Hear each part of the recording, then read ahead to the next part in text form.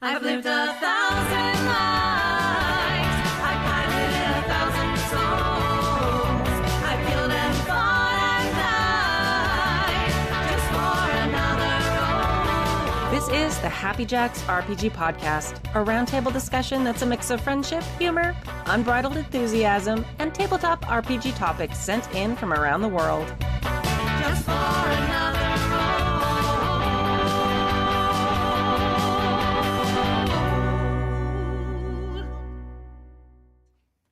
Hello, and welcome to Season 37, Episode 2 of the Happy Jacks RPG podcast. My name is Kimmy. My name is Sam. I'm Pooja. I'm Jess. All right. In today's episode, Ed from Minnesota, now in Florida, asks if lines and veils are appropriate for all games. There's more to that, because obviously, yeah. Captain Curt from Alaska asks how planning actual plays works. And from the Archive 2023, a different Curt, not the same Curt, a different Curt, who is not in Alaska, asks about memorable NPCs. I talk for a living. It's fine. And we're also here to talk to Jess today. Hi, Jess. Welcome. We'll talk more about Jess in just a moment. All right. If you'd like to contribute a question or topic or angry written letter or any kind of content at all to the show, you can email us at happyjacksrpg@gmail.com. That's happyjacksrpg@gmail.com. You can also post in the mailbag channel in our Discord, which is at happyjacks.org/discord. Announcements. Please, I just said this, but I'm going to say it again. Please send your TTRPG player or GM questions, stories, comments, thoughts, and anything else. As always, we're running a little bit short after our break between seasons, so we would love to have a little bit more in the inbox at the moment. It's a wee bit thin, and it makes me a little nervous, friends. Please send in things. And also, please help us grow the show. Apple, Spotify, and a bunch of other platforms have changed their algorithms to maximize things that are absolutely the opposite of everything we do. They want short form content that is very emotionally driven, and we have long form content that is about chill talking about fun games. So yeah. So be the anti-rage bait you want to see in the world. Yeah, exactly. So please leave us reviews, like, subscribe, comment, all those things, whatever your platform happens to have, whether you're watching us on video of some type or if you're listening to audio, all of it's very, very, very helpful. So please do the thing. We really appreciate you. We love you. Thank you.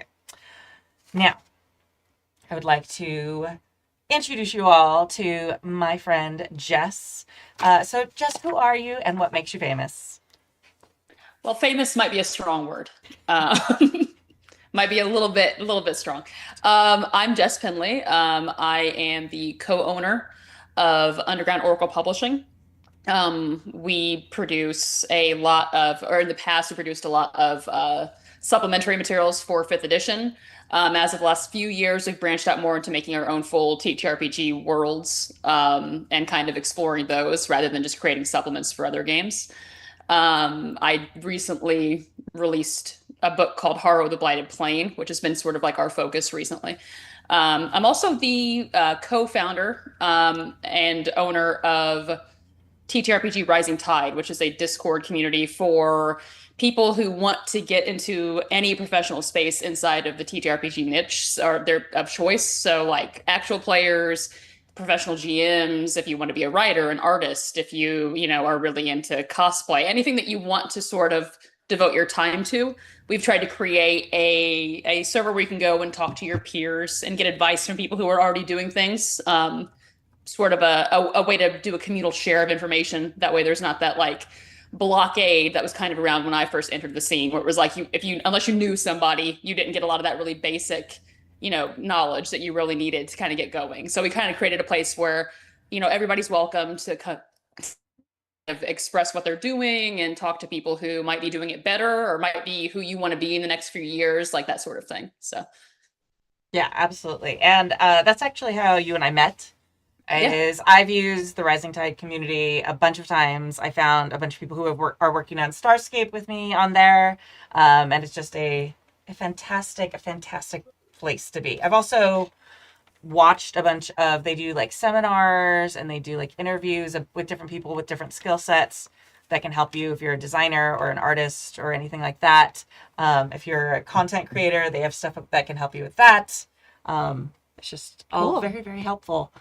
I even did a couple seminars that were, I think, kind of Amazing. successful. They were amazing. Everyone loved them so much. Yeah, you are a boon to that community in many ways. Thank you. I appreciate it. It was fun. We did a summer school theme since it was summer and I was a teacher during the summer. I love it.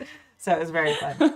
I can't imagine how your other job skill set might transfer over to teaching people in the community. Shocking. Completely unrelated. So Jess, so which did you do first? You were publishing before you started the Rising Tide network? Yeah. Okay. I wouldn't have felt confident enough to sort of do something like the Rising Tide until I'd kind of gone out and earned my bones a little bit. Like, I'm not famous, but I've been kicking around for a hot minute, and I remember a lot of pitfalls that, I personally fell into, or I watched other people who were coming along. Mm-hmm. I've also seen a lot of people, do really, really great in the community that, I grew up alongside. So once I had that kind of time spent in the sphere, then I thought, it is a good idea to start something like this, something that we wish that we would have had when we, first came onto the scene. So I was doing the publishing. I think we published our very first title in like late 2018. And it was a 5e adventure, which is how a lot of people get their start, Mm-hmm. And then after that, we just started putting out stuff through Patreon and things and kind of building a little momentum. That's awesome. And so basically 84 years in TTRPG time. Yes, 84 years. Yeah, I'm an elder. Elder publisher. I always love asking, where did the name come from for Underground? The name actually came from my partner, Keith. The Underground Oracle was kind of like, it was... So he's been developing his own personal fantasy world since he was like 14 years old. So when we met, we just kind of took off with it. But when he was a 14, 15-year-old person, the Underground Oracle was like this big background like person in his campaign setting. And it was something that it's just a name that always kind of stuck around, and it's really evocative. So when we started, and he was very much like, oh, what if we used this as like this kind of like, this invisible background figure that's so important and everything. And I was like, oh, absolutely, it sounds great. Also, there wasn't any Underground Oracles around, so that helped as well. I think that's something that so many people skip, is like the searching around and like the SEO. Like, okay, if there are 500 other companies with similar almost exact names, it can be so difficult, especially if they're not even in the like TTRPG or gaming space. Mm-hmm. So yeah, it's a pain. So, that's amazing. And what was the very first, you said the first thing you worked on was a 5e supplement. What made it was a 5e adventure. Yeah. What made you jump? Because you mentioned that you're kind of creating your own systems and stuff now. What inspired that jump? So the goal was always like, because we've never in our own home, we've never played in any like established, or we've never played any of the written settings or anyone else's worlds. It's always been our own. So the goal was always to get to a position where we could show everybody like the sandbox that we'd been playing in and that we had created for a really long time. Mm-hmm. And 5e at that time was after observing people doing stuff, it seemed like the right way to kind of get in, so that we could then get our name out, and then someone's like, oh, I'm interested in a setting these people put out. So it was kind of always the plan. But then when all of the 5e like OGL stuff happened, we were like, wow, we honestly didn't know if we would actually have an avenue to be a third-party publisher in 5e at that point. And we were like, okay, we've been wanting to make some changes for a while. We were kind of feeling the burnout of only creating supplementary materials, multiple times a week. We had this really strict cadence that we were on, that kind of thing. We were like, why don't we just, since this could all be over tomorrow anyway, it seems like now's the good time to just jump with both feet. So we were like, okay, let's do this. And so we decided to jump over to creating the cipher system first, and started taking, some of our world ideas and getting those put together for a book. And while we were doing that, we did this a similar thing to what we did in 5e, which is we started releasing short form adventures in Cypher first to kind of get our foothold there and build an audience there. And then brought out Haro, the Blighted Plain, which started out actually as like a 14-page 5e supplement that we had created years and years and years ago. It's just like kind of like a view into something we want to do bigger, like later on down the line. And then the book came out and it's like 300 plus pages. So it's just like this huge, very, very full tome of what we wanted to put out. So it makes me very, very happy. But yeah, it was really the OGL drama that kind of gave us the push that we needed, because we were in like a kind of a comfortable position. And so we were like, oh, do we risk it or do we not? And then it was sort of like, we had no choice but to risk it. So why not go for it? Can you tell us a little bit about Haro, the Blighted Plain? Like, I love like the image with like the sand surfing, the big ships sailing on the ocean of sand and stuff like that. But can you tell us a little bit about it? Yeah, definitely. When we were like doing when we were pitching it, we were running the Kickstarter, like we described it as Waterworld meets Treasure Planet. And I was like, oh, this is going to be the perfect descriptor for it. But since it's been out in the wild, people have been like, actually, it's more like the Pirates of Darkwater or Pirates of Blackwater. Yes. They're like, it's actually way more like this. Or I've heard a couple people call it Optimistic Dark Sun. Like, that's another thing people have called it. But really, like the genre that it's a crystal punk genre. Mm-hmm. And I've heard a few people say that it also feels very solar punk or very like hope punk or whatever. Yeah. But really what it is it is a kind of a positive post-apocalypse where the people are existing in this fantasy world that like collapsed because of forces beyond their control, because of these oppressors that used to rule the world that they now inhabit. And so they were kind of left to put the pieces back together in the face of this environment that's consistently like changing and shifting and kind of fighting back against them. So it is very hopeful, and it is very much like, we dust ourselves off, we get up every morning and we get shit done because we have to. It's a really bright setting. And I think it's really a good thing to play in kind of like times like this too, because it's like, yeah, everything is fighting you and everything is going to shit, but we can do this, we can be together, and we can make sure that tomorrow happens and it's better than yesterday. So that's really like I think the core of Haro, besides the really rad like sand ships and sand ocean and like crystal blighted creatures. There's all that really, really cool like aesthetic stuff as well, but like at the core I think it is just that kind of like the thrill of like exploring a new world, and things are different every time you walk out the door, and it's scary, but you can do it, and if you can't, your friends will, that kind of thing. Yeah, that's this is the crowd for anything that's similar to Pirates of Darkwater 100%. Yeah. Yep. I will say, like, also hope punk, solar punk is such an amazing genre to explore in today's environment, because a lot of the dystopian media out there, dystopian games out there, can really feel like you're in a negative feedback loop with current events. So playing something that is explicitly grappling with the same themes but takes a completely different tone to them is like it's fulfilling inside. Like, it feeds your soul. It is. And it is still, and I personally, when I play, I like to know that there's a little bit of danger. Like, most of the time when I'm playing, I like to know if I'm out risking my life, I'm actually out risking my life, So it's like, I think we did if you love adventures where there is like that high risk, high reward kind of scenarios, I think we do capture that without it being negative, which I think is really, really good. Like, it's a thing where you're like, oh, my job is clearly incredibly dangerous and I might not live to see 40, but it's going to be a fucking wild ride while I'm alive, and I'm going to do some amazing things. And I really think that we capture that really well. So it always makes me really exciting to watch people play it. That's amazing. Fuck yeah. What did you learn? What was like one new thing that you learned when you were working on Haro the Blighted Plain? Like, as a creator, as a publisher, that you hadn't experienced before, or that you had to deal with in a new way or something? That we are all way too wordy on this side of things, and we need to learn how to be a little more concise, because that page count bloats so quickly when you're getting all that precious lore in there that you love so much. I feel like I've been personally stabbed through the heart. That's That's so true. Yeah, that was the biggest takeaway. And it's funny because it was something that, like, I had already, when you're releasing these supplements, like, and we're only a team of 3. Like, it's me, it's my partner, and it's my friend Kayla Bayens, who is like the general manager and also takes on writing duties and stuff for us. There's only 3 of us on board now. And so we do everything. So when we were doing this, like, supplements, I was taking care of doing, like, the layout, the editing, the everything. So I knew what it looked like when I would listen to Keith and I would read what Keith was writing, and I'd be like, wow, this is 3 or 4 pages more than what we intended it to be.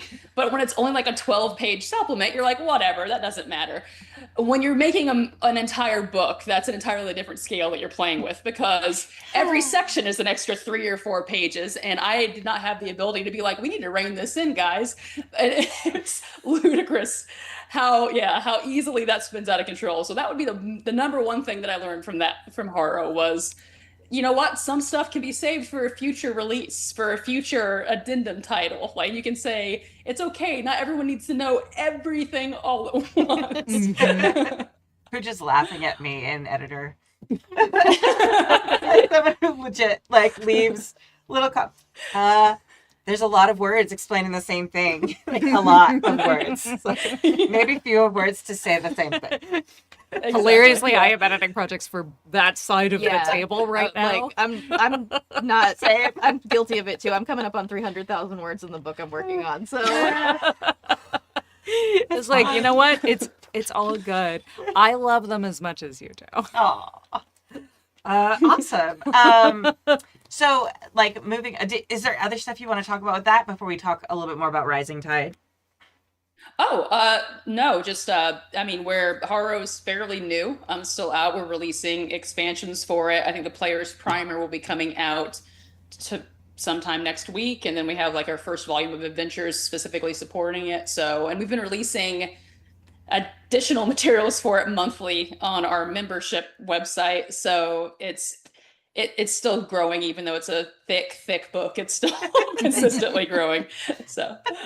Excellent. So moving to Rising Tide, what made you be like, I don't think I have enough to do with a publishing company and with dealing with all of this and layout and also real life. I think I should run a giant community to help other people do this too.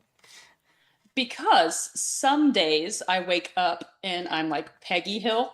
And then by afternoon, I realized that I'm actually like Bill O'Treve. So that's really what it is. I have like those 2 modes where it's like, oh, I can do literally anything. We're going to be great. And then like 2 days later, I'm like, what the fuck have I done to all of us? I'm steering the ship and we're heading for the rocks. There's nothing I can do.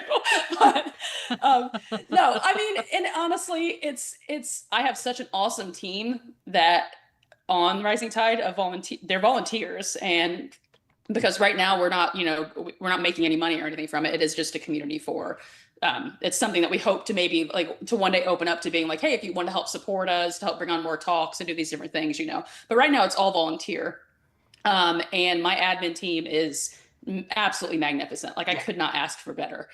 So realistically, it was, with the team that I had, it was easy for me to be like, okay, we have such a solid group that, we can handle this, we can do this, and we can bring in these people. And plus, once you start cultivating the community and you get the community in a space where you're not like, we have pretty clear rules. We act really, really quickly when it seems like there's a bad actor in the community. We do these things to try to foster a safe and supportive environment for people. And once you've done that as well, it really just starts to take care of itself. You have, people who naturally kind of step into the role of being like, I know a lot about layout, and I will tell you all the amazing tricks that I know, and I'll give you feedback. And then, there's other people, in every niche that we have. We have someone in the channel who is clearly an expert. They know what they're doing, and they're willing to help you, who just came in the door. So, I mean, knowing that which, to be fair, I didn't know how amazing the community would end up being when we first started, but knowing that, it's kind of like a no-brainer almost. Like, it really was something where it was like we couldn't fail because we had a very clear goal, an amazing admin team, and everybody that really just wanted to help each other. And we fostered that spirit of, you know, a rising tide lifts all ships. Like, this is not something that we're doing alone. This is not something that we're in competition with each other with. Like, we're here to help lift each other up, and everybody took off with that. Yeah. I love that. Yeah, it's super, super great. I've learned so much being there, and also it's just so helpful to find people who to work on projects, especially when I was sort of newer in the space and didn't have a bunch of contacts and know a bunch of people who did layout or things like that, and specifically looking for people of marginalized genders, like I want to work on, like, for Golden Lasso games and stuff like that. It's just been really great to find a community that I know the people there have, like, similar values, probably. Like, it's like a safer place, and it's not just like posting an ad and, like, hoping, Yes. you know, some asshole doesn't be like, I can work on your games. I know all about girl games. Like, yeah. Sorry, that's my And impression of that person.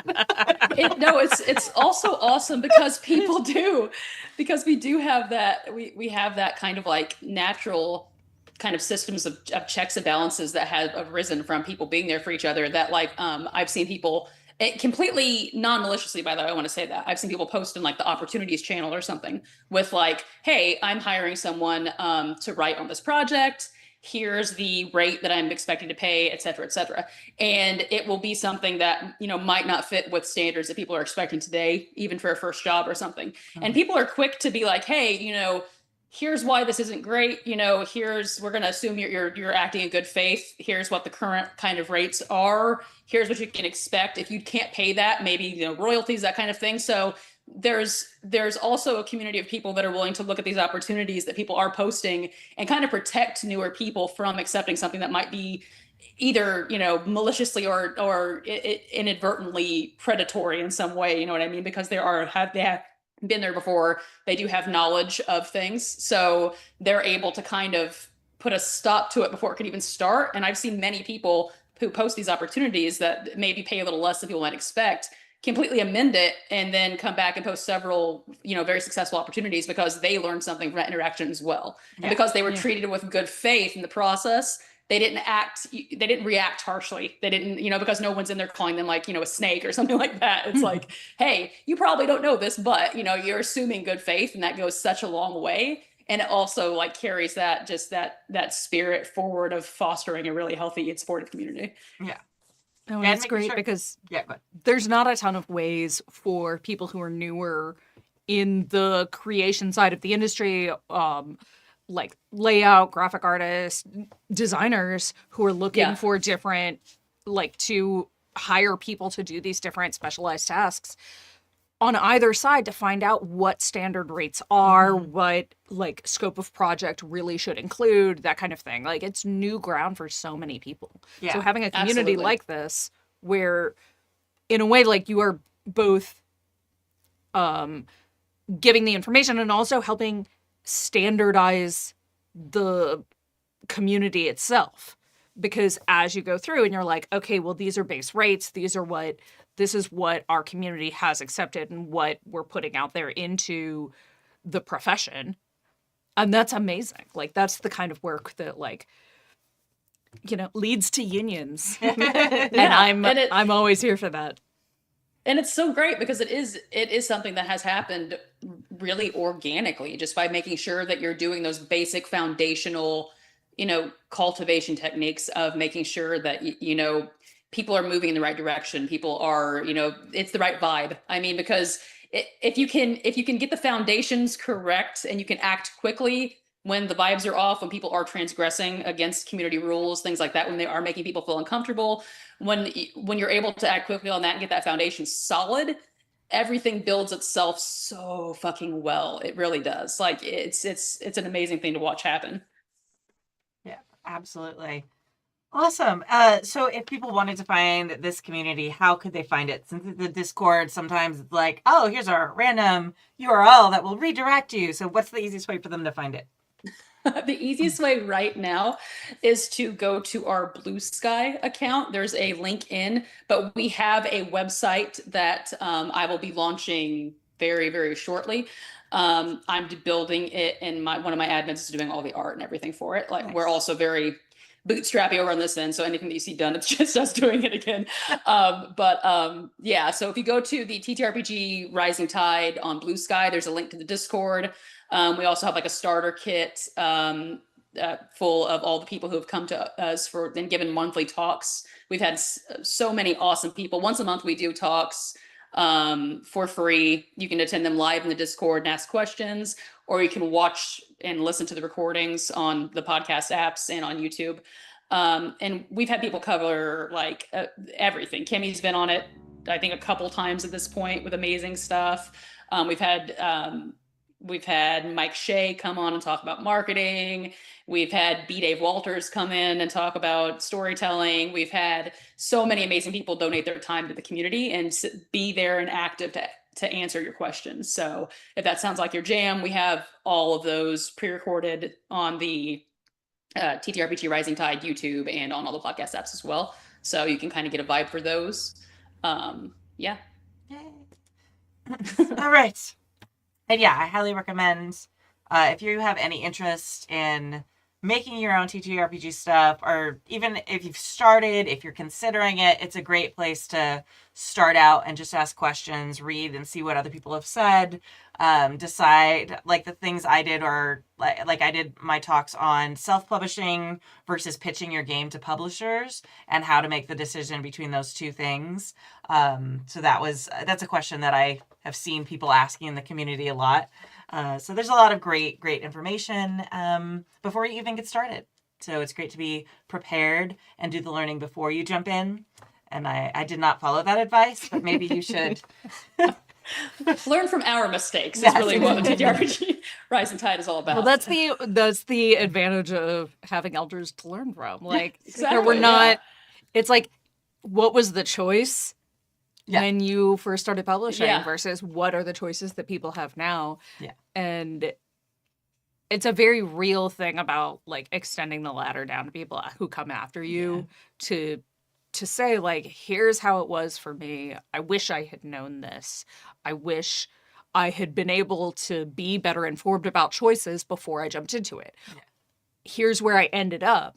And here's where, like, here are things to take from that is, sorry. I'm really, like, I love learning from community. I love learning from people who have been in all kinds of environments longer than you have, just to get that institutional knowledge that there's no other way to get.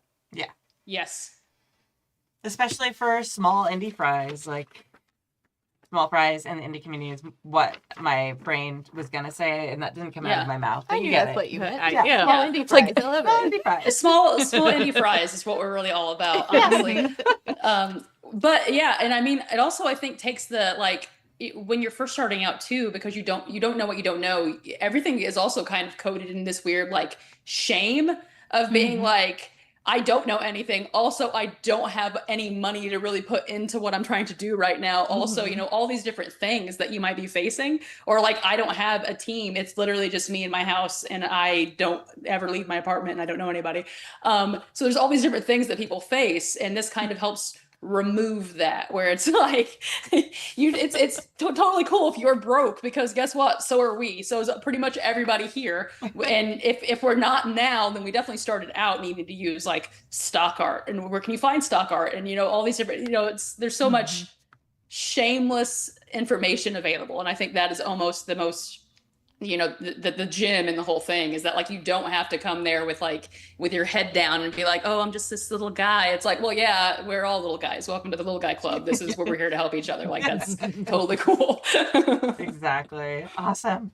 Well, thank you for all that you do. It's amazing. And I think it's time to move on to mailbag 1, friends. Sounds good. Let's go. Good Let's deal. go. Who would like to read it? I guess I'll read it because I didn't do all the talking. All right. We all just stare at each other like, All right. Mailbag number 1. Hello, happy jackers, jillers, and jenners. Battletech fans, you know who you are. Ed from Minnesota, now Florida here, and I have a question that will likely hit a 9 on the trigger scale. So let's take a drink now and prepare. Are lines and veils appropriate for all games? Now hear me out. I recently ran a game, and instead of pulling out my normal disclaimers of zombies, Cthulhu horror, and general ickiness. Ickiness. It does say itchiness. It does say itchiness. It's supposed to be ickiness. Well, no, itchiness has a T in it. Oh, yeah, that too. Yeah. Ickiness, it's fine. I tried to use the lines and veils page instead. Look at me, trying to modernize. But I noticed a few things that I think are worth discussing. So just to recap, instead of just being here are my disclaimers, they used a lines and veils page instead. I did not post the lines and veils the right way. I put a link to the game in the description, but apparently nobody actually looks at those, so I was questioned twice about where I put it, and people couldn't access it properly to make changes to it. Got it. So it sounds like it's a Google Doc that they didn't give editing access to. Mm-hmm. Okay. That's just a mistake. That happens. It happens. It Happens to literally every Totally one of us. person, Yeah, everybody. Because it is not intuitive. Yes, no. After posting it, I almost canceled the game entirely. The fear of someone making a change and forcing me to recreate the whole new section of the game became a thing in my head, and I almost canceled the game rather than worry about it. I think it is worth noting that points of friction made people not do things, and posting lines and veils is a big point of potential friction. My biggest fear was that someone would come in an hour before the game and force me to change the entire premise of the game, which sounded like a whole lot of suck to me and why I almost canceled the game. It was only because I knew some of the people who signed up that I wound up running it anyway. And to be frank, it wasn't my best game. It also sounds like it might be in a game store or something else. It doesn't necessarily sound like it's a home group. game. Yeah. Yeah, because you knew some of the people who were signed up. That's interesting. It is a disclaimer a better offering than Lines and Veils, at least for a one-shot. I know the story of the vampire children hits a chord, but if the GM really sucks at improv and posting the game involved child harm and the undead, ... wouldn't that naturally follow that the players would only join if they were interested in it? If you want to play the game without that, message the GM. Maybe they can do something, or maybe not. But letting them know 5 minutes before the game starts that their entire premise sucks and that they need to change everything is a lot for most people, especially newer GMs. Not that the GM in question sounded great, but maybe this is the thing that ensures that they never GM again, and was that really our goal?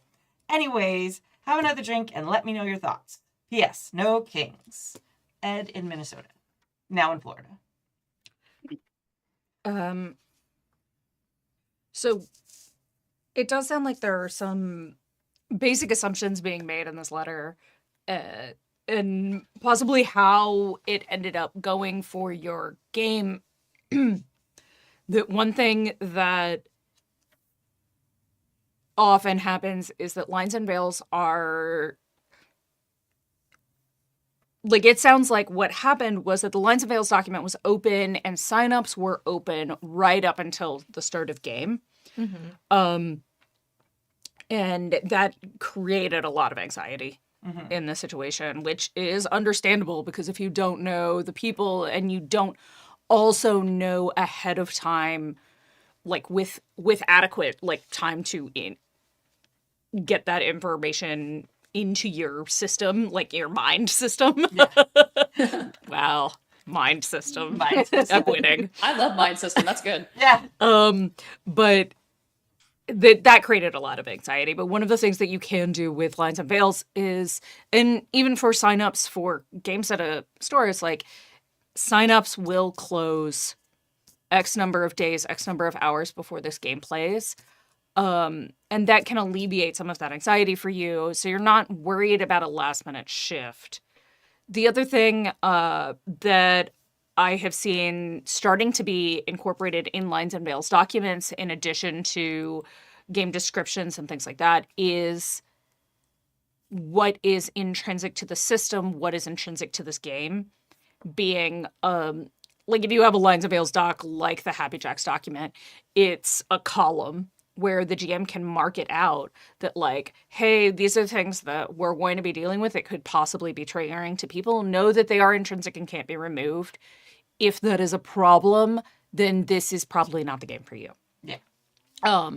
So incorporating that into your home Lines and Veils or into your Lines and Veils document that you are using can also help alleviate some of that and relieve that anxiety of like, oh, do I need to change the core premise?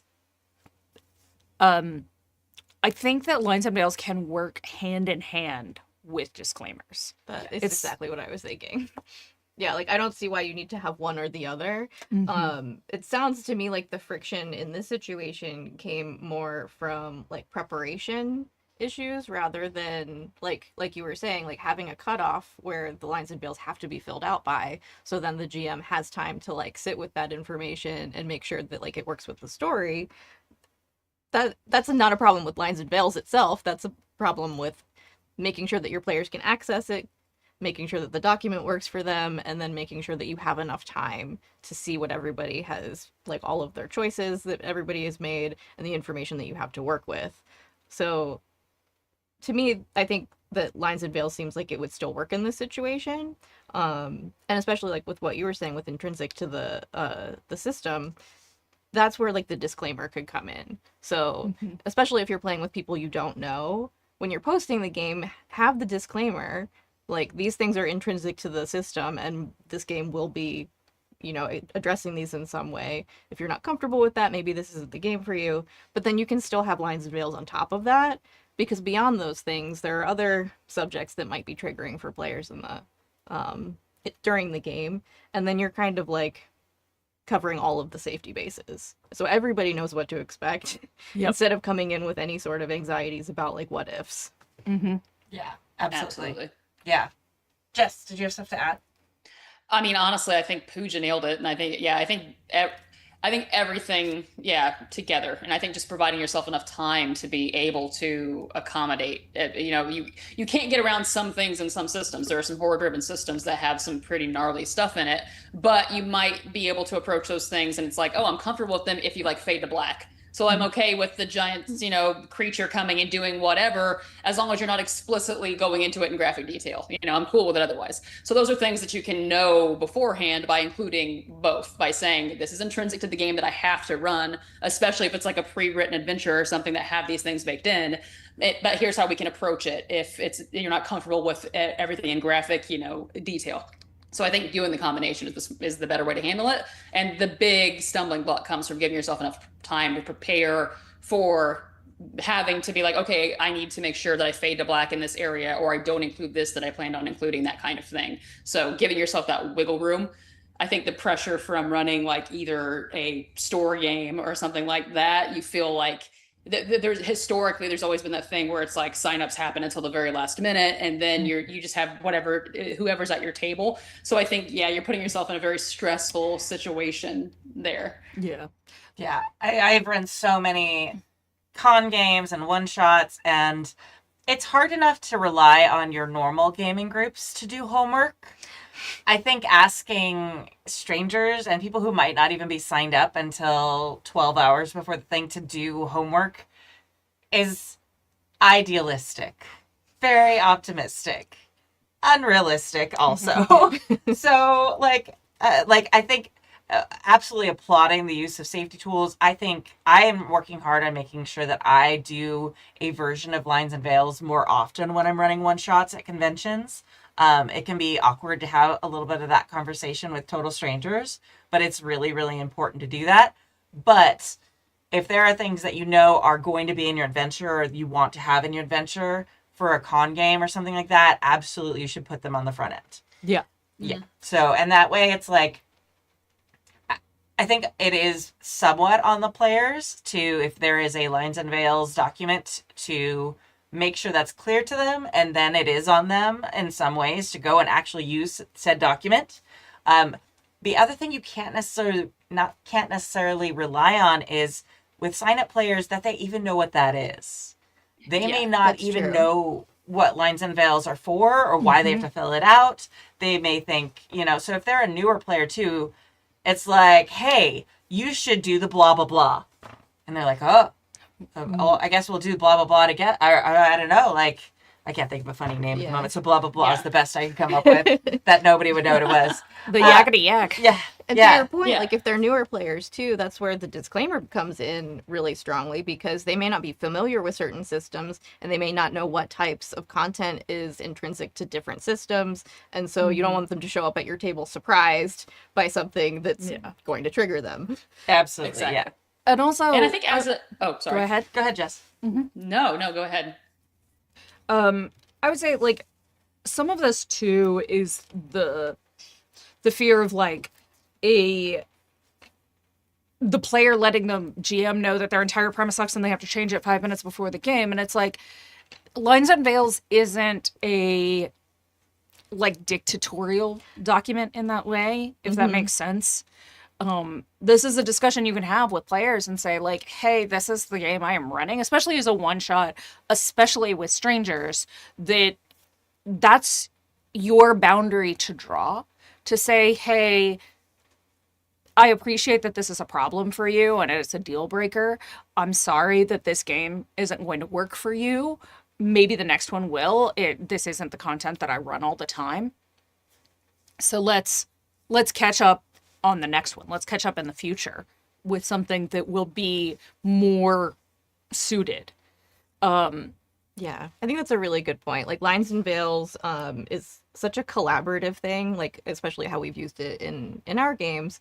It's like everybody has to be kind of on board with things, and like if there are things that like come up at the last minute that are intrinsic to the system that a player is not comfortable with, they have the choice to not play in the game. That it's not like it's not on the GM to entirely change the game for that person. Yeah. Yep. And sometimes it's absolutely not possible. So it's like, I have trouble with Children in Peril. I shouldn't play Grimm.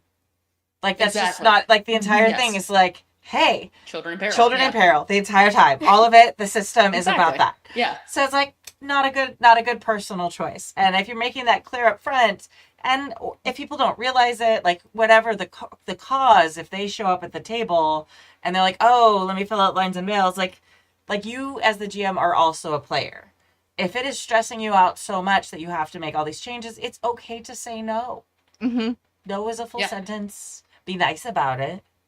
Try like but it shouldn't ruin your time if trying to adapt something that you can't adapt that quickly for someone else's comfort.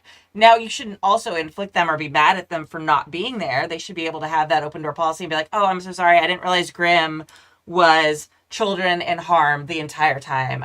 You shouldn't have to rewrite a game system on the fly at a table. And they also shouldn't have to sit and play a game that's going to make them terrible and uncomfortable. Both of you should be like, high five. Another game in the future.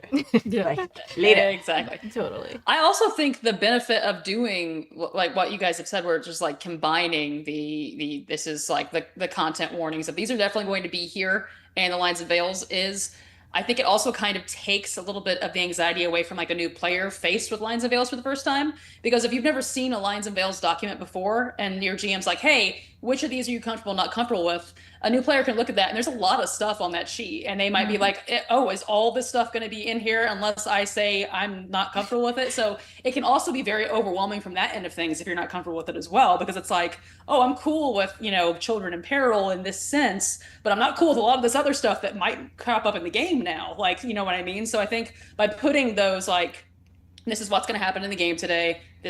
The one shot is called Into the Spider's Den. There's going to be spiders. I can't remove the spiders. I think as long as you do that, it also kind of takes the anxiety away from their end of things as well that they might be facing. Yeah.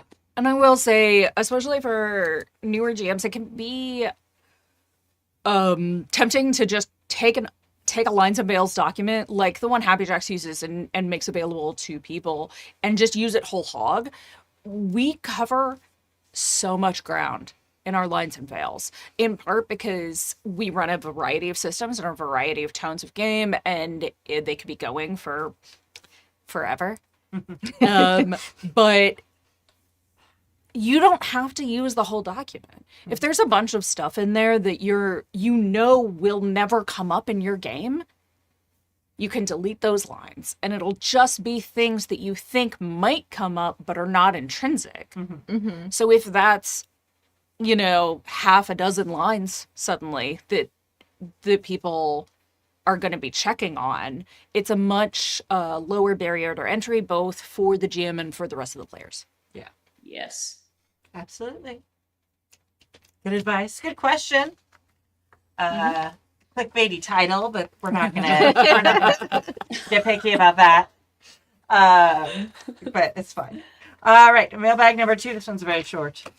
I will read it. Okay. It's short. It just says good one. I wonder if Jason realized the Astral Circus was going to run for 37 plus sessions. It's more than that now. As an aside, what's the longest running Happy Jacks AP? Is there an agreed number of sessions before an AP drops? This is me mailbagging on Gerg's mailbag. Captain Curt from Alaska. We were looking a minute ago because I have no idea. I think it is the longest running, but it depends. Like, this has the most sessions. Yes. But there are games that in real world time, when we were not as efficient about scheduling, took more years Much of longer. human life. So I think that altogether the Mode of Sin took the most years Yes. to complete But that. sessions wise, Astral Circus is currently the number one. Currently new. It just hit session 50 and they're still going. And every, month or so, Jason's like, I think I'm wrapping it up.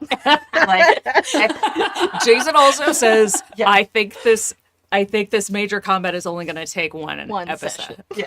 So as we all look at Jason when he says that, Yeah. it's like, oh, You're so cute. And then it message, okay, I only need 6 more thumbnails for the YouTube videos. Only more 6 more. I was like, okay, I'll make you 6. And then, okay, I need 6 more. I don't know why it's always 6. He's always like 6. I need 6 more. I'm It's like, a good number. it's a good So number. Divisible by 3. It's He half sounds like a a dozen. compulsive gambler that thinks that he's being moderate, but he's like, okay, just 6. Just give me 6 more. it's fine. Oh man, 6 more and I'll quit. 6 more and I'll quit. It's fine. It's fine. Yeah. It's fine. I can stop at any time. Yeah. So yeah, generally we do whatever the GMs want to run at Happy Jacks. So I say, hey, we have some APs wrapping up fairly soon, unless Jason's lying again, which might be the case. We love you, Jason. It's okay. But so then people message me hey, I'm up to run something. I'd love to run this, or I'd love to play test my game, or I'd love to do whatever. This game just got released. So, and I'm like, okay, no problem. What's the vibe? They fill out a little form that's how many sessions would they like? What's the tone? What kind of art should I get for them? That way I can find music and stuff for them. And just do the intros and start planning all of that, getting their art assets for the game. And now that we're doing the voice actors, getting the little pitch written and sending it to the voice actors, which is so much easier than me sitting there for 3 hours panicking trying to read it myself and sound whatever. No. The one take I did of Astral Circus, it was okay, sound like a carnival-y voice. I was and I tried it. I'm not even going to try it now. It was not good. I messaged. I'm Could you please try it now for me?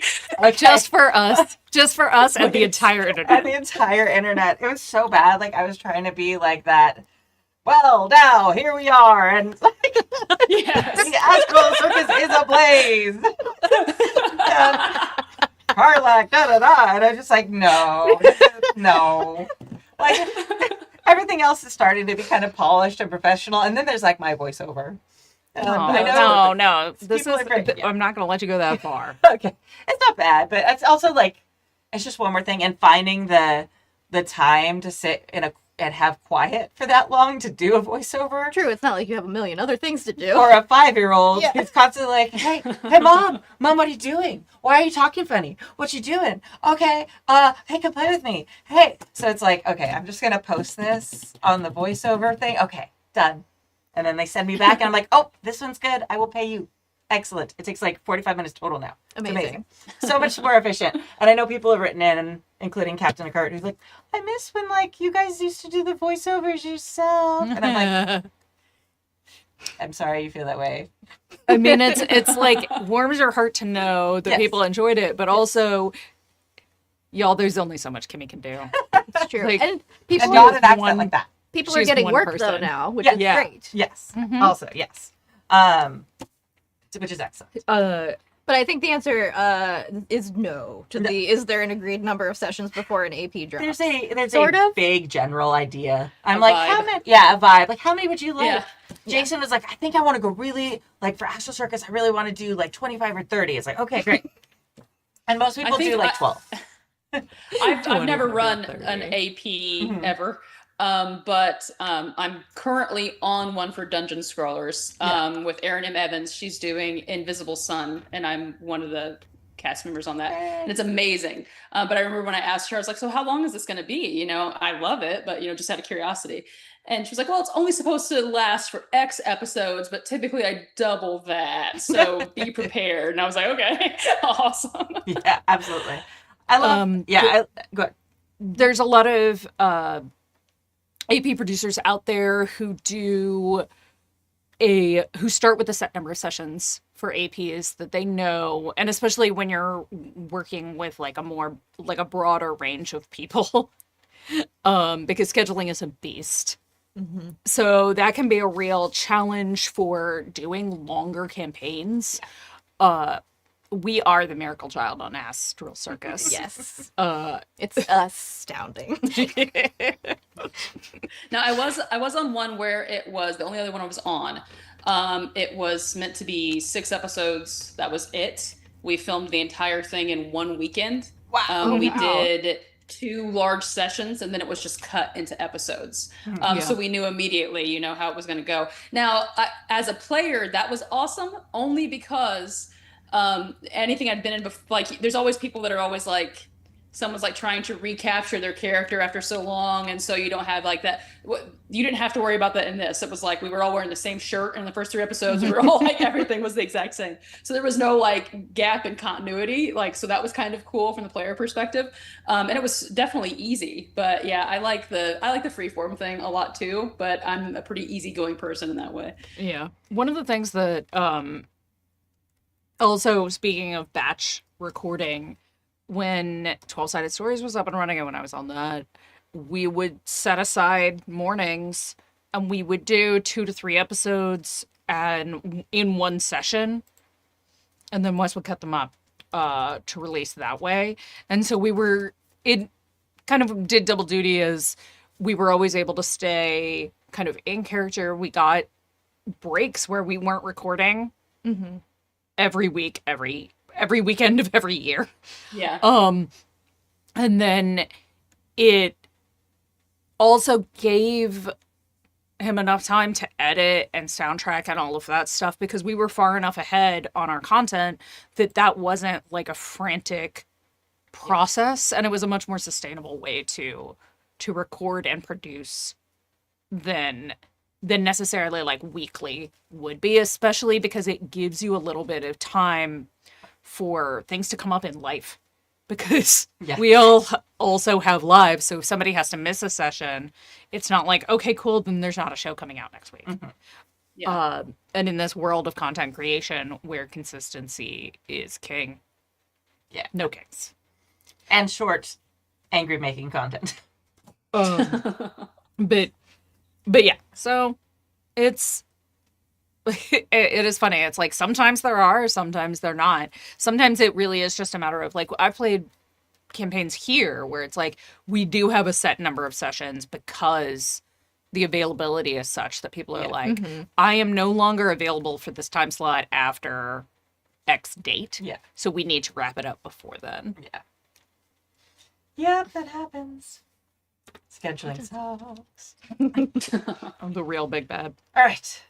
But thank you, Captain Curt from Alaska. Mailbag 3 from the archive 2023. I'm not reading it. I guess I'll read this Go, one. Mojo. Greetings, fellow jackers, jackettes, and others. Sorry. What makes a memorable NPC? What's a favorite NPC you remember from a game? And what made them memorable? Yes. Conversely, as a GM, what NPCs have you created that your players latched onto? Perhaps still talking about them to this day? How often are these characters someone you created on the fly? Because the PCs asked some rando their name and you had to spit up an entire name and backstory, and maybe even more, while flying by the seat of your pants. Curt, Clan Hannah on the interwebs. P.S. Please enjoy a tasty beverage. Huzzah. Cheers. Oh, Enjoyed it a little too much. NPCs. Okay, so favorite NPC as Yes. a player, and then favorite NPC as a GM if you have one. Good. I love NPCs. As a player, I'm that annoying person that I'm like, my best friends in the game are not going to be the people at the table. They're going to be the NPCs. So get ready, GM. Like, I'm going to be digging in deep. We're going to be like sewn together. I'm that annoying person, but it's because like, I wrote the NPC section in Haro, but it really is because in the way that we game, the NPCs are basically as important to the world as you and the rest of the people. Like, they're real full-fledged people because we go for immersion. So it's like, when you're interacting with these people from a character perspective, they should be just as important as the person at the table is to you, So we always make sure that we kind of give them a lot of traits and things when they're planned NPCs. Everybody's had to do the seat of the pants NPCs. My favorite planned NPC, or not planned, my favorite NPC that I've encountered as a player, which is from Keith. Keith's the forever GM in the UO house, and he's able to absolutely from the seat of his pants spin gold. I'm not that person, but he can. So I'm going to admit that this NPC was definitely not planned, but he was like this horrible like street urchin kid that I befriended and like drug along, and he grew and was amazing. And like in game, he was with us for like the better part of like 2 years, and we kind of almost like grew up together. And then toward the end of the campaign, he absolutely betrayed me to the big bad. And it was such a heartbreaking moment because we had this relationship that we had together. We had all these things that we had done together, and he was like a brother to me. So when he like stabbed that knife in and twisted it, like I really felt it. I was like, oh my gosh. And as the character, devastated. As the player, I was like, fuck yes, this is great. Feed this into my veins. Like, it was so perfect because you had that depth in that moment. On the opposite end of things, as a GM, when I was playing, I created a one-off Grig that was just supposed to like show up and make fun of Keith in a game. And the characters, the rest of the people at the table absolutely loved this Grig. So that Grig was just like carried around with them for several sessions, became like a core NPC of the group, was never meant to be at all. Like, its whole personality was, I have a weird little accent and I'm going to make fun of Keith for most of the game. And they were like, you know what? No, you're actually a member of the group now. I love those. You remember we were playing Traveler. I don't remember what we called that Traveler campaign, but with Stu. Uh-huh. And we like went back to Earth. Oh, yeah. And somebody at the table made the joke that it was like, oh, they're calling him the wolf. And Stu made the wolf. Yes. Like, come back. And like, it was like a fixer for Yeah. what was going on. Yeah. The problem was us, it turned out. But also, that was so much fun and like a seat of the pants moment. Mm-hmm. Another one, speaking of the Astral Circus, Thin. Thin. I love Thin so much. We loved Thin so much, we carried Thin around, and his whole kind of shtick was to... Thin was a NPC in Adam's introduction episode who was a little stick guy. Mm-hmm. From the Fey realm, yeah. From the All Fey realm. gold.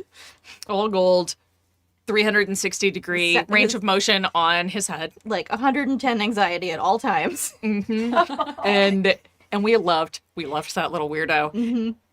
And so Finn became like indebted to Adam's character Slate for like the next 20 episodes. Just like hung out in the bag of holding because he didn't need to breathe. Would just pop out at random times. So good. And then as they rolled really, really well to explain friendship to the abyss. Friendship is magic. Estee knows that. Things always work out for my character. I don't know. It's not like at some point you would think I was just like fudging the dice rolls, but I'm really not. No, I sit next to Pooja and everything just works out for Estee. Yeah. It's amazing. So yeah, as they rolled really, really well to explain friendship to the abyss, and then gained Abby, an illusion creature who believes that the entire universe is something that they created, and that Estee is their self-insert. Yeah, they basically believe that reality is their fan fiction and that Estee is their self-insert. That's awesome. It's incredible. So they have been around. They're now presenting a moral quandary that I am trying not to think about all the time. Yeah, that's fair. That's very upsetting.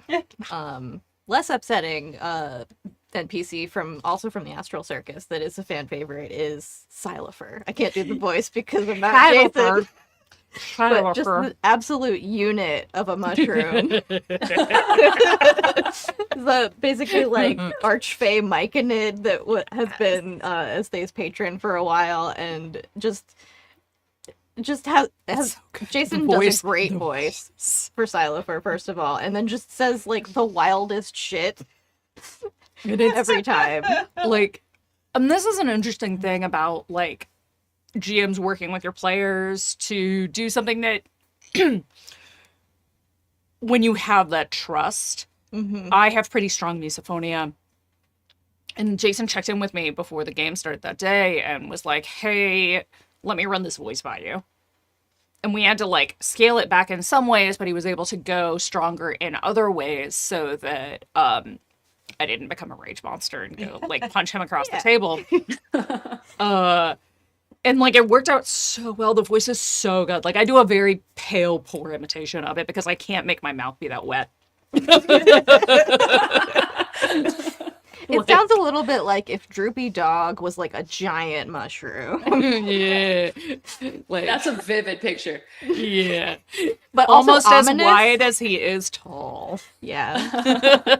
I think both of my favorite NPCs. I have this accidental theme of like rolling too good and accidentally making a person in games, in Jason's games specifically. I think it was in our Shadowrun game where I did magic too good one time. The dice were telling a story, and I accidentally made I was trying to summon a spirit, and my character's patron was Spider because I'm me. And so I was trying to summon a spider spirit to like help, but I did way too good, and so it became a permanent anthropomorphic man of a spider. And I was like, well, now I have a spider husband. Thanks, Jason.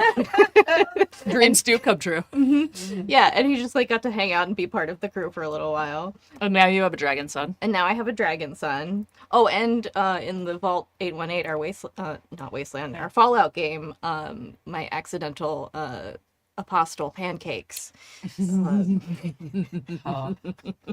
It's just so good. The dice are always here Dice for are you in the always best good. ways. Yeah. I don't remember any NPCs I've had to create off the seat of my pants, but I did have a lot of fun creating I was GMing a City of Mist game, and I created like a reporter character who was that guy from the 30s. Like, 17 cups of coffee in, and he's just going to tell you, look at it, see? And like, like all of that. Just the vibes were there. And just everything like on 2.5 speed. Amazing. Awesome. Jess, do you want to share yours? I mean, I am much more, when I create NPCs, it's literally through writing. It's not through typically running the games. I'm normally the player in the game, but we've created so many. I have a flaw as a writer where I'll create these NPCs and they start out as this little small stub. And then I'm like, oh no, I'm in love with this woman. What am I gonna do?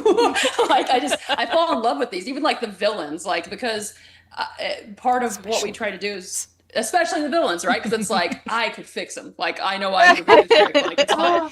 The sexiest thing is something that needs to be fixed. Exactly. And I'm like, I know what all your problems are because I made you. I could undo them. Like, I'm not immune to it. But yeah, I think that the trick is really just creating them like people. It's giving them goals, giving them flaws, giving them, all the positive and negatives that you have, the same degree, just creating these full-fledged people. Then it becomes so easy to fall in love with them or hate them or whatever you're trying to get the players to do.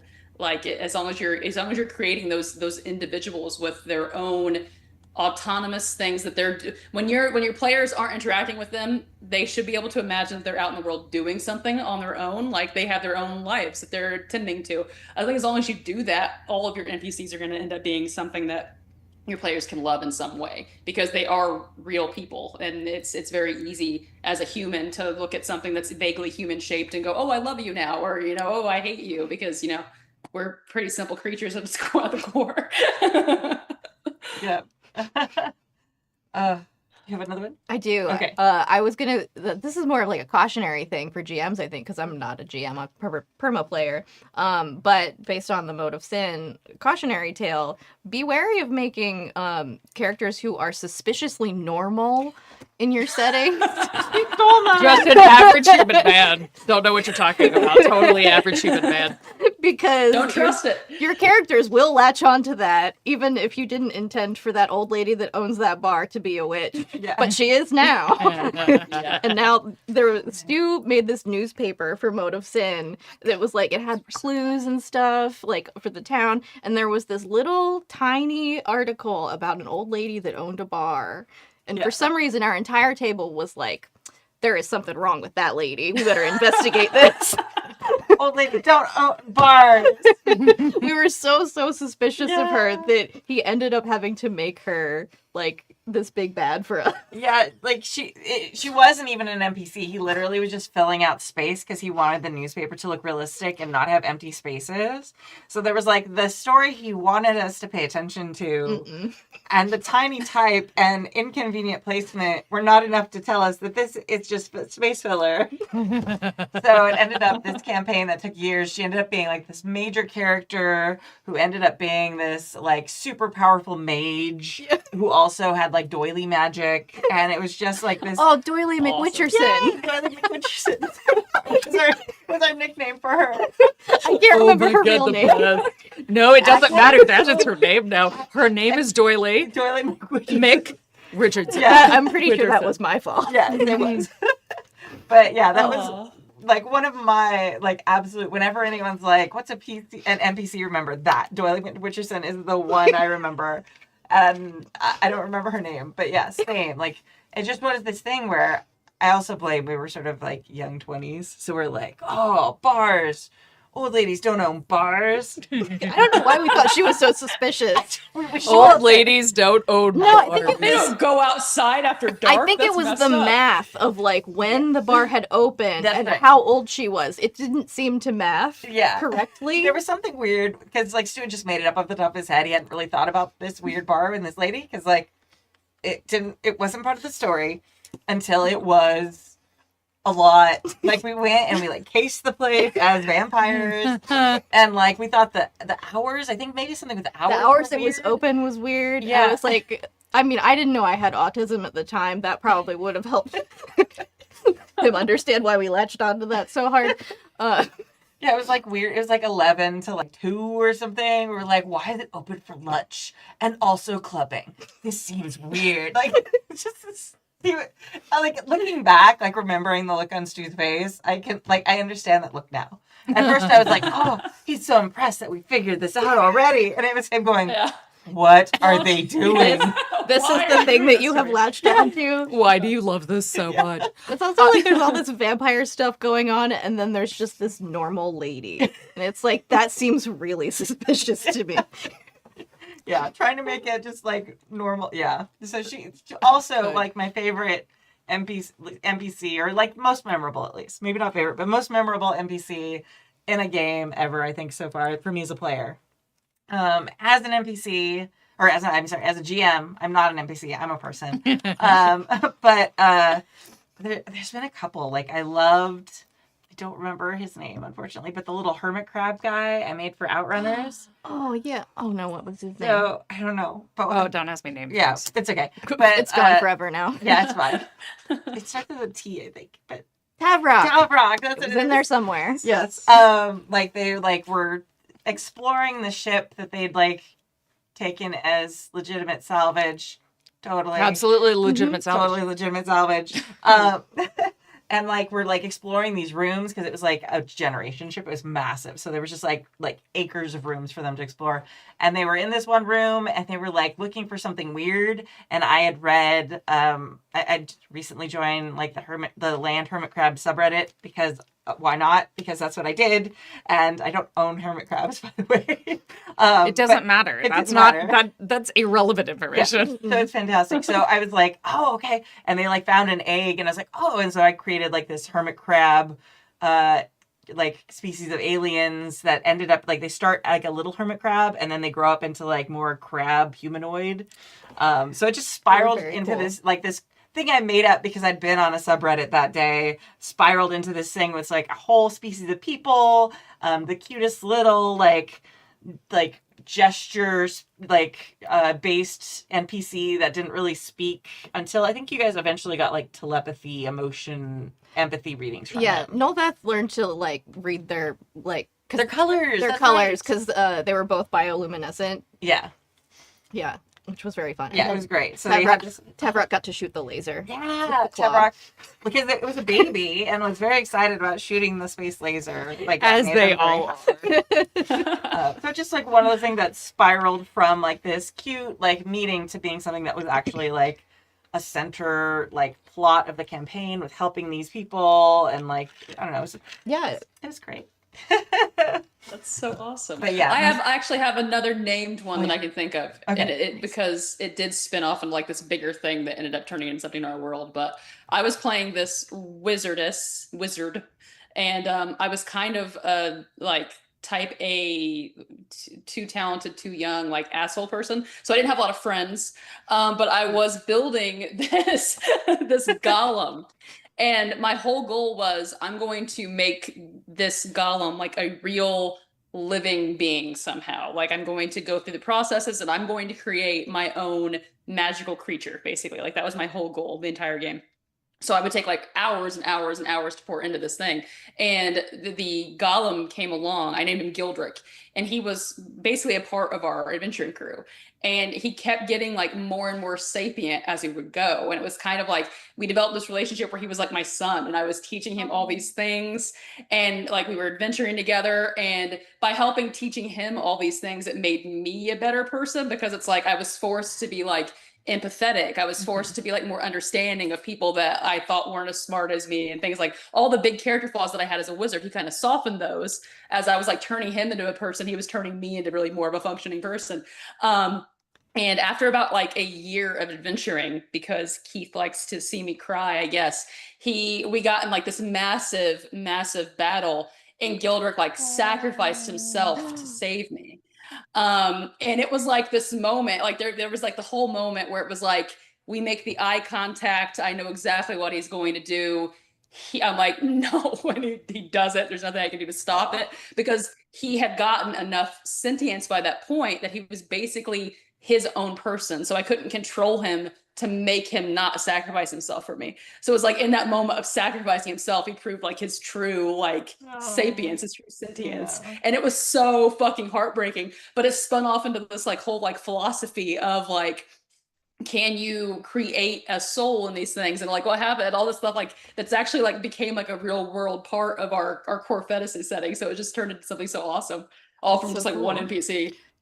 Oh, that's fucking awesome. I Oh, love that. that. Yeah, And so also great. hate it forever. Yeah, heartbreak is so Yeah. great and also terrible. Mm-hmm. Yeah. Yup. Like, there's something so phenomenal about the power of like breaking your character's hearts Yes. Mhm. Yeah. at a table. Yeah. Especially when on the like, you can think of it as lower stakes than player death, Mhm. but still like that emotional connection is like just as strong. Buy-in, obviously, but also it can be fun to see what lengths your players will go to save their favorites, Yeah. Mhm. Yeah. because like they will do stuff that is absolutely like not it. Like it's just like that single-minded focus Yeah. on like Yes. must protect Yeah. can also be a really great thing to play with. Yeah. 100%. All right. Thank you, Curt. A different Curt, not in Alaska, for the question about NPCs. And that was from the Great Archive 2023. All right. Thank you for joining us for season 37, episode 2 of the Happy Jacks RPG podcast. Thank you to our chat mod, James V, and to our amazing Patreons who keep us ad-free and independent. You can join their amazing ranks at happyjacks.org/Patreon. And we really, really appreciate it. We get to play the games we want, talk about the games we want, do the things we want instead of having to, please people for ad revenue or sponsorships. My name is Kimmy, she, her. You can find my games at goldenlassogames.com. I am on the internet as Golden Lasso Girl most places. Really, Blue Sky's the only place I really check very often. And yeah. If you wanted to be a late backer for my Kickstarter campaign, if you go to goldenlassogames.com/Kickstarter, it will redirect you to Starscape. And we've made really good progress. I'm very excited. The next update should be a very exciting one. So yeah, makes it exciting. So if you're interested in that, that's been there. And yeah, I've been typing so much, friends. Oh my gosh. Okay. Starscape is super fun. That's where Tavrock came from. Tavrock is And my camouflage squid person character. Thanks, Kimmy. Hi, everybody. I'm Sam. I use they, them pronouns.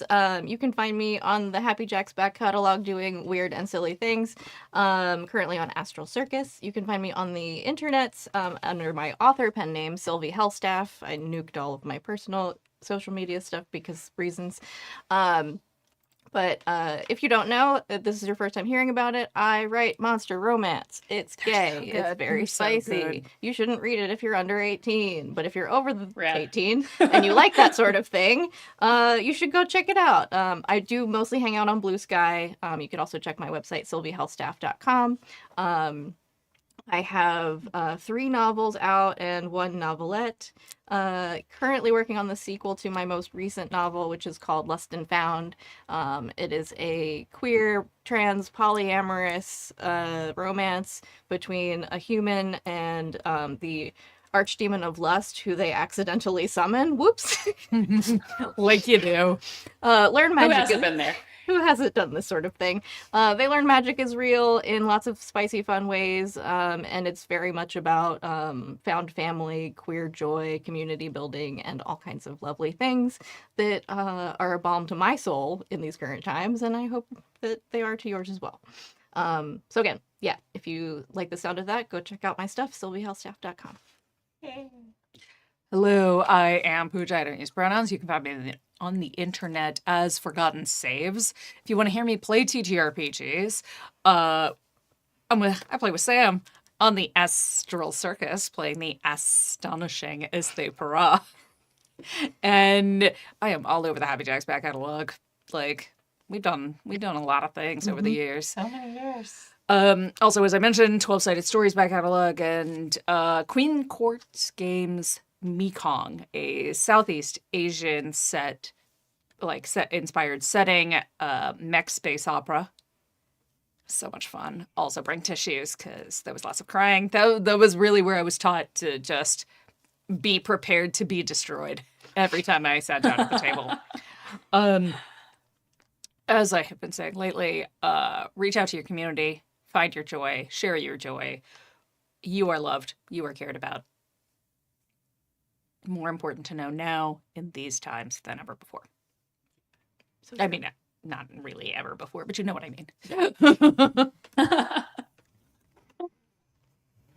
I am Jess Penley. You can find me on Blue Sky at Jess Penley. I'm pretty much only on Blue Sky, probably more than I should be. You can also find me on the TTRPG Rising Tide Discord. So hit there. I'm there every day. You can find all of my TTRPG work on undergroundoracle.com. That's where you can find Heart of the Blighted Plane, which is like Crystal Punk TTRPG. You can find No Mercy for Monsters, which is a very, very cool, if you like romancing monsters, it is a very cool solo TTRPG that is meant to destroy you. It's based on Wretched Alone. It's a towerless hack. So you're going to have a sad time.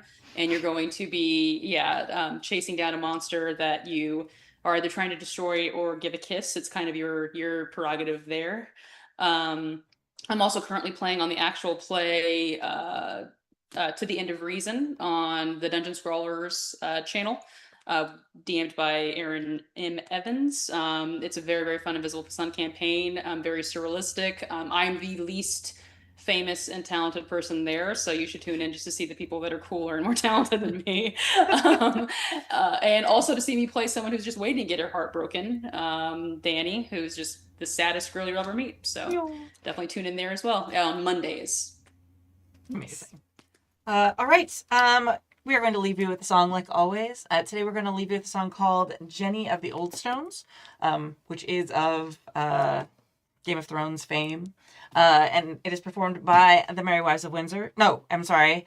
The other Merry band, the Merry Sues. The Merry Sues, my other band. So if you go to MerrySuesBand.com, I think it's still up right now. But once I finish Starscape, we're going to start singing again. That's the goal. So Jenny of the Old Stones by the Merry Sues. Thank you all, and we'll see you the same time next week. Bye. Bye.